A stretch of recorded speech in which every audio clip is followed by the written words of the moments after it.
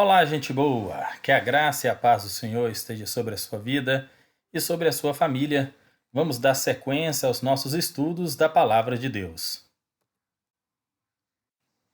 Mas o que é que tem na Bíblia? Vamos ver hoje, hein?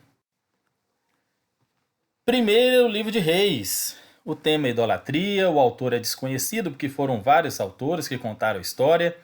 Foi da data de 590 até 570 a.C. O local é no exílio ali antes da Babilônia e os destinatários são os israelitas. Os principais personagens foram Salomão, Jeroboão, Acabe, Jezabel, Elias e Josafá. E os acontecimentos mais importantes são a sabedoria de Salomão, a construção do templo, a divisão do reino de Judá e Israel, depois a idolatria de Israel, 3 anos e meio sem chover, e Elias vence os profetas de Baal. Vamos aí aos principais temas, de acordo com os capítulos do livro de 1 Reis. Começa ali no capítulo 1, com o final do reinado de Davi e uma conspiração para a tomada do reino. Depois, no capítulo 2, começa o reinado de Salomão. No capítulo 5, a construção do templo. No capítulo 8, a inauguração do templo. No capítulo 11, o erro e a morte de Salomão. No capítulo 12, os reis Roboão e Jeroboão através da divisão do reino. Depois nós temos a partir do capítulo 14, reis bons e maus. No capítulo 17 surge Elias e começa o seu ministério. E no capítulo 22 termina a 1 Reis com a morte de Acabe.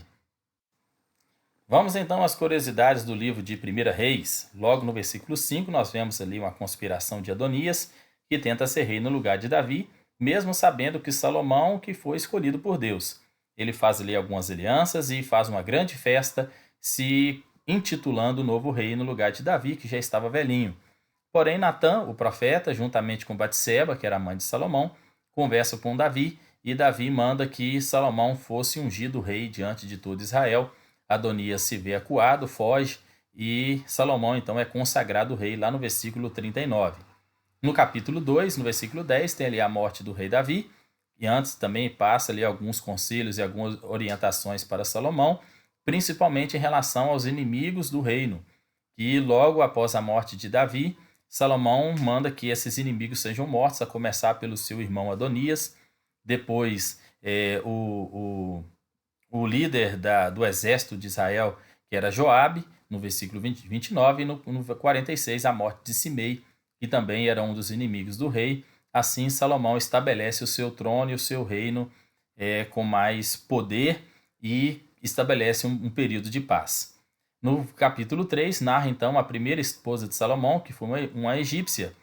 O reino de Salomão, nós vamos ver que ele não houve muitas guerras, porque o reino de Davi já havia sido de muitas guerras e ele então estabeleceu um grande poder militar em Israel. E Salomão foi mais político, foi mais pacífico e tentou fazer as alianças com os inimigos através de casamentos, através de doações de riquezas, divisão de terras e fazendo com que o seu reino não tivesse muitas guerras.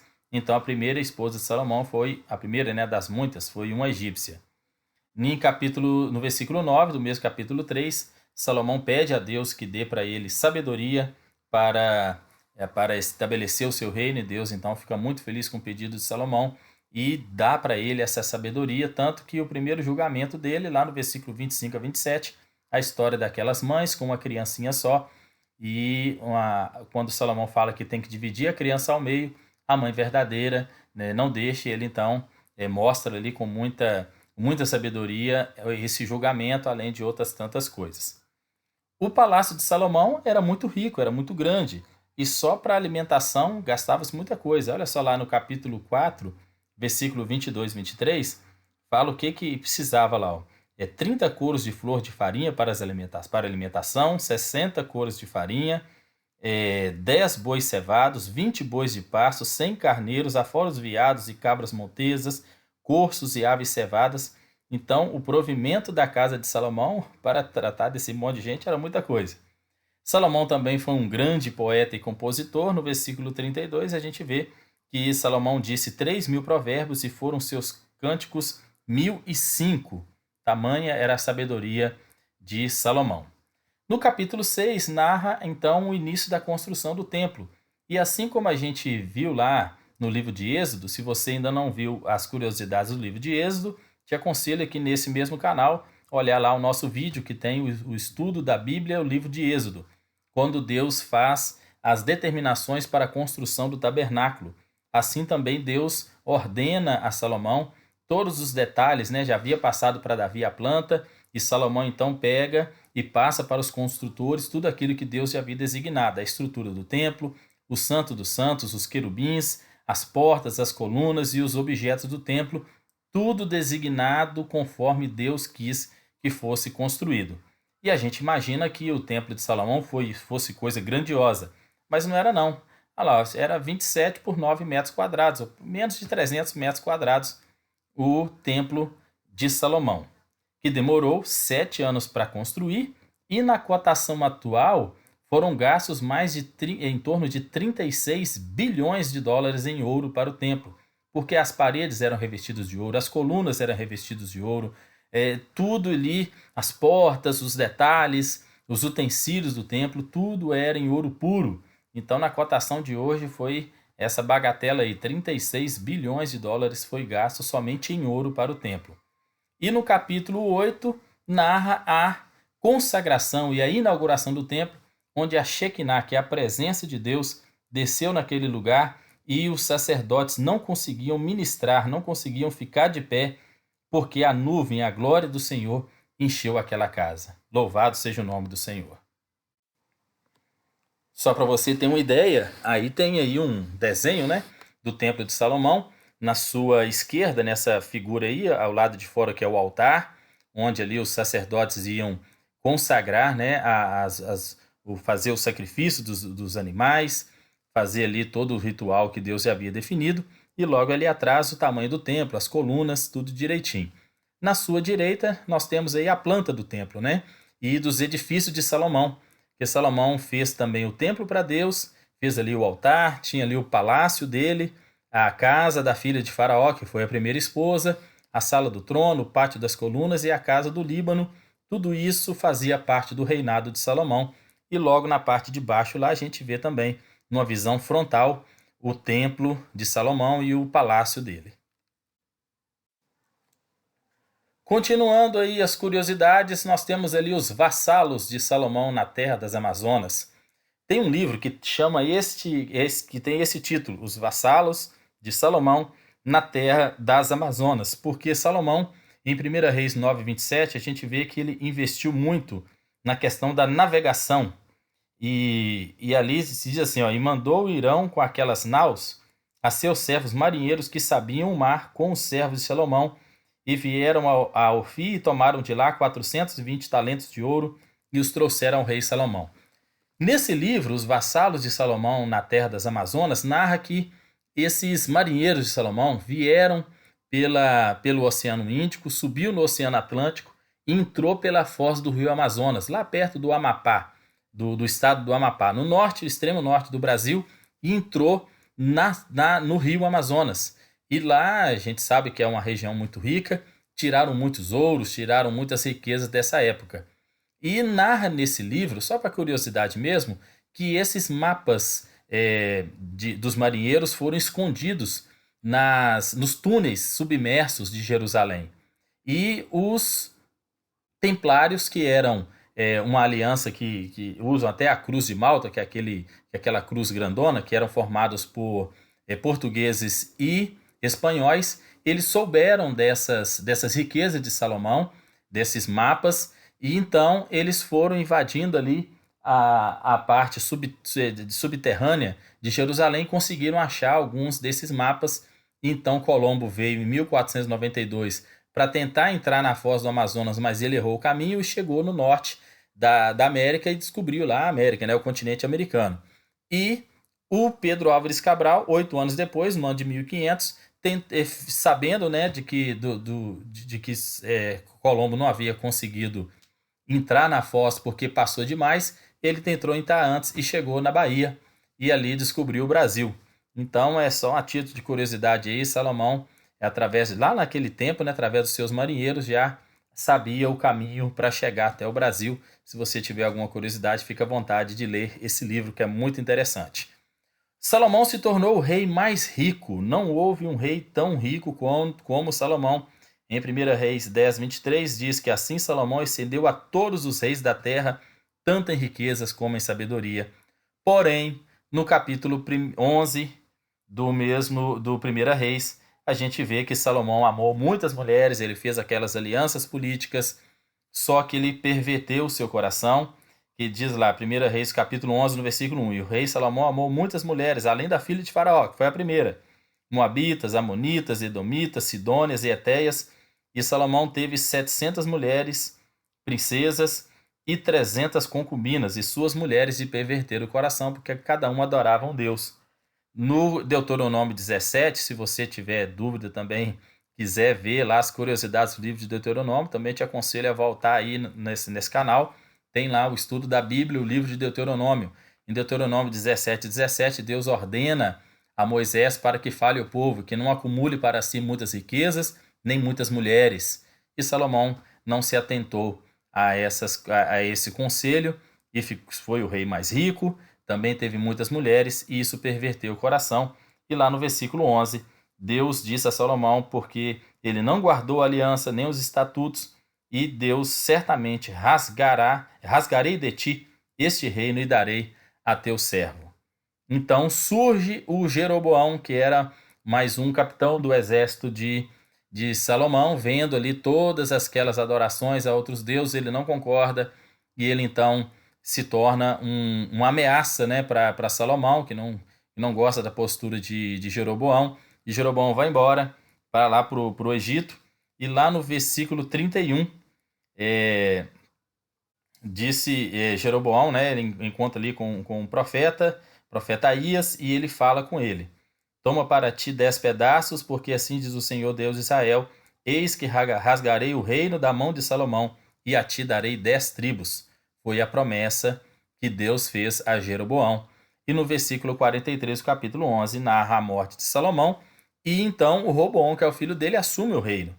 No capítulo 12, começa o reinado de Roboão. E Salomão, para poder manter o seu poder, ele fez com que o povo pagasse muitos impostos. Havia um peso muito grande sobre o povo. E Roboão, então, pegou conselhos dos conselheiros mais velhos, mais experientes, e também dos seus amigos. Os mais experientes falaram com ele para poder diminuir essa carga tributária, esse peso sobre o povo, que assim ele ia estabelecer o seu reino para sempre. Porém, os seus amigos falaram que era para ser ainda mais pesado do que Salomão. E Roboão ouve os conselhos dos seus amigos e não dos sábios mais experientes, e o povo então fica muito enraivecido, e ali acontece a divisão do reino. Em 1 Reis capítulo 12, do versículo 19 a 21, diz assim: assim se rebelaram os israelitas contra a casa de Davi até o dia de hoje. E sucedeu que, ouvindo todo Israel que Jeroboão tinha voltado, olha só, o da promessa lá do capítulo 11, versículo 31, enviaram e o chamaram à congregação e o fizeram um rei sobre todo Israel. E ninguém seguiu a casa de Davi, senão somente a tribo de Judá. E vindo então Roboão a Jerusalém, reuniu toda a casa de Judá e a tribo de Benjamim, 180 mil escolhidos, destos para a guerra, para pelejar contra a casa de Israel, para restituir o reino a Salomão. Porém, vem a palavra de Deus a Semaías, que é um homem de Deus, e falou com ele. Foi Deus que dividiu esse reino. Então, como é que aconteceu a divisão do reino? A tribo de Judá, que era da descendência de Davi, ficou com Roboão, juntamente com os benjamitas. Não sei se você lembra, lá no livro de Juízes. Se você também tiver dúvida, volta lá no livro de Juízes, no último capítulo, tem lá uma guerra sangrenta entre Israel e os benjamitas, e eles então se associaram com a tribo de Judá devido à sua posição geográfica, estar mais próximo, contra as outras 10 tribos que ficavam mais a norte. Então essa ficou a divisão. O reino do sul, que é a tribo de Judá e Benjamim, que tinha como capital a Jerusalém, e o reino do norte com as outras 10 tribos junto, que fizeram como capital a Samaria. Aí nessas figuras nós temos aí na sua esquerda o reino de Jeroboão, olha lá, servo, foram 10 tribos, as tribos do norte, todos os 10 outras tribos de Israel. E o reino do sul ficou com Roboão, com a descendência de Davi, que é a tribo de Judá, mais a tribo de Benjamim, que eram próximos ali de maneira geográfica. E na sua direita, você pode ver ali o rei Roboão, né, chateado porque teve a divisão. Então, no reino do norte ali, Israel, com Samaria como capital, e o reino do sul com Judá, tendo Jerusalém como capital. Continuando aí as curiosidades, só que o Jeroboão cometeu um erro terrível. Em 1 Reis 12, 28, olha só o que ele fez. O rei tomou conselho e fez bezerros de ouro. Por quê? Jeroboão, após ter sido intitulado rei de Israel, ele ficou com medo que os seus súditos, né, que as pessoas de Israel, descessem a Jerusalém para adorar a Deus. Então ele fez bezerros de ouro e disse: muito trabalho será ir para Jerusalém. Vês aqui os teus deuses, ó Israel, que te fizeram subir da terra do Egito. Aquele homem que foi contra Salomão, pois está adorando a outros deuses, também fez deuses e fez Israel perverter o seu coração. E ali Deus também fez com que Jeroboão perdesse a sua credibilidade diante de Deus. Houve o erro também de Roboão. No capítulo 14, versículo 22 e 23, narra que Judá, através de Roboão, né, fez o que era mal aos olhos do Senhor, com os pecados, cometeram, provocaram a zelos, mais que todos seus pais, porque também edificaram estátuas, porque eles viram que Jeroboão estava adorando outros deuses, eles copiaram, e ali Roboão também fez o que não era da vontade de Deus. Depois nós temos o reino de Abias, que também fez o que não era da vontade do Senhor, e Asa depois foi um rei muito bom. E assim nós começamos nessa sequência de reinos com reis que fizeram o que era a vontade de Deus e reis que fizeram o que não era da vontade de Deus. O livro de 1 Reis vai narrar as histórias mais dos reis de Israel. Lá na frente, quando a gente for estudar o livro de 2 Crônicas, aí nós vamos ver mais os reis de Judá, devido a essa separação das tribos. Então já começa ali o erro de Nadab, o erro de Baasa. Depois tiveram vários reinos curtos e amaldiçoados, porque os próprios capitães levantavam contra os reis, e ali nós temos vários reis. Aí levantou e foi levantado o rei, reinou 8 dias e o outro foi e tomou o reinado da cabeça dele, e ele reinou 2 anos e o outro foi e tomou. Se você ler aí esse capítulo 16 de Reis, o versículo 8 até o 23, você vai ver esse tanto de reinos curtos e amaldiçoados porque não eram levantados por Deus. Até que no versículo 30 começa o reinado de Acabe, que conseguiu estabelecer ali um ambiente de paz. Porém, ele era casado com Jezabel, que era uma mulher perversa, e também o seu reino foi terrível. E no versículo 34, reconstruem, então, no reinado de Acabe, a cidade de Jericó. Se você quiser também voltar lá no estudo da Bíblia, o livro de Josué, no final do capítulo 6, está escrito lá que Josué falou que maldito aquele que reconstruir Jericó. E 2 irmãos reconstrói Jericó no reinado de Acabe. 1 Reis 17, diante desse reinado tão terrível diante de Deus, adorando a tantos deuses, surge Elias, um profeta que lança a profecia que durante 3 anos e meio não vai chover, e ele então vai embora, deixa lá Acabe sem chuva e todo Israel, e depois acontecem vários milagres através de Elias, ali no capítulo 17, no versículo 14 e 15, conta a história lá da viúva de Sarepta, que houve ali a multiplicação, né, do azeite, né? E não vai faltar azeite e nem a farinha na panela, nem o azeite na botija vai acabar. Então acontece esse milagre, depois no versículo 17, o filho dessa viúva adoece, e no versículo 22, ele volta à vida através da oração e intercessão de Eliseu. Não era só Elias, o profeta, que havia sido guardado, não. Lá no versículo 4 do capítulo 18, narra que Obadias tomou 100 profetas, de 50 em 50, escondeu numa cova e sustentou com pão e água, porque Jezabel queria matar todos os profetas que não adorassem a Baal e a Será. Então, mas Deus fez com que Obadias guardasse esses profetas, além de Elias, que é o profeta que estava solto, estava com a autoridade de Deus. E Elias então vence os profetas de Baal e de Aserá, a história que todo mundo conhece, do fogo do céu que cai. E depois Elias volta e faz ali a sua oração, pedindo a Deus que houvesse chuva de novo sobre a terra. E ali tem aquele texto, né? Que eu vejo uma pequena nuvem do tamanho da mão de um homem, lá no versículo 44 do capítulo 18. E ali, ó, sucedeu que a 7ª vez, eis aqui uma pequena nuvem como a mão de um homem. Então disse a ele, sobe, diz Acabe, aparelha o teu carro e desce, porque a chuva vai te alcançar. Aí chove de novo sobre a terra. Depois Elias tem medo das ameaças de Jezabel e se esconde numa caverna, e Deus então cuida. E Deus determina para Elias uma missão. A primeira coisa, Deus disse para Elias, volta pelo caminho do deserto, chegando lá, unge Azael, rei sobre a Síria. Depois Deus pede que unge também a Jeú, filho de Nissi, unge rei de Israel. E também Eliseu, filho de Sefate, ungirá profetas em teu lugar. Então, logo que Elias sai, ele encontra com Eliseu, que estava ali, né, cuidando ali, lavrando juntas de bois que era do pai dele. E ele estava ali na 12ª, né? E Elias passou por ele, lançou sua capa, e ele foi lá, matou os bois, queimou os carros e falou, agora sou profeta de Deus, estou junto contigo.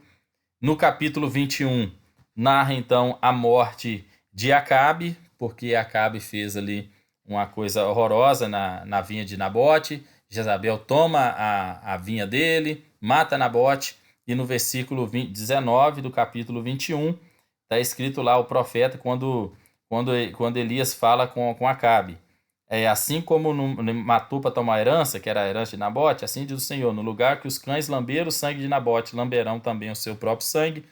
E no capítulo 22, no versículo 37 e 38, acontece o que havia sido profetizado pelo profeta Elias. 37, e morreu o Acabe, e o levaram a Samaria e o sepultaram. E lavando o carro, o tanque de Samaria, os cães lamberam o seu sangue, conforme a palavra do Senhor tinha falado. E depois, Acasias, depois tem a profecia também da morte de Jezabel, no versículo 23 do capítulo 21, que o profeta Elias também fala com ela. Acerca de Jezabel, falou o Senhor, os cães comerão a Jezabel ante um antemuro de Jezreel. Lá no livro de 2 Reis nós vamos ver como é que aconteceu essa morte de Jezabel. E o erro de Acasias, porque fez o que era contra a vontade de Deus, andou nos caminhos do pai dele, que era Acabe, da mãe dele, que é Jezabel, e ele também fez o que era mal aos olhos do Senhor.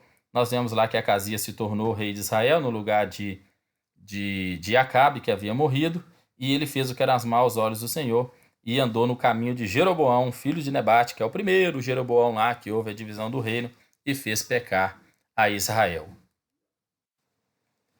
Nesse quadro aqui, para terminar, né, nós vemos aí os reis, né, a monarquia unida, quando teve Saul, depois Davi e Salomão, tendo como profetas principais ali Samuel e Natã. Depois houve a divisão do reino, os reis de Judá, que foram Roboão, depois Abias, Asa e Josafá, que está tudo narrado no livro de 1 Reis, e os reis de Israel, como eu disse, que conta a história de mais reis, que foi Jeroboão, primeiro, Nadab, Baás, Elá, Zinri, tá vendo lá, reinos curtos, né?